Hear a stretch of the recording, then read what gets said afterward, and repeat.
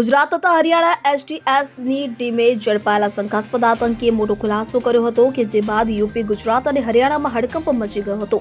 આતંકીના કહેવા મુજબ અયોધ્યાનું રામ મંદિર તેમના નિશાના પર હતું। આ શંકાસ્પદ આતંકીને ગુજરાત એટીએસએ અને પલવલ એસટીએફ ફરીદાબાદમાં સંયુક્ત ઓપરેશન પાર પાડીને ઝડપ્યો હતો। તેનું નામ અબ્દુલ રહેમાન છે। તે યુપીના ફૈઝાબાદ જિલ્લામાં રહેવાસી છે। તેની પાસેથી 2 ગ્રેનેડ પણ મળી આવ્યા હતા કે જે તેણે એક ખંડેરમાં છુપાવ્યા હતા। આઈબી સાથે મળીને સુરક્ષા એજન્સીને રવિવારે આતંકી અબ્દુલ રહેમાનની ધરપકડ કરી હતી।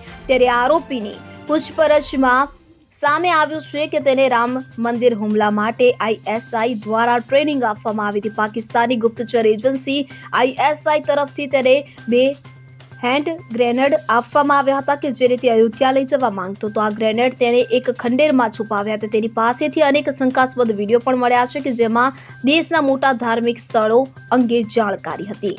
Bureau report CN24 news. હવે જુઓ દેશ દુનિયાની તમામ ખબરો તમારી આંગળીના ટેરવે।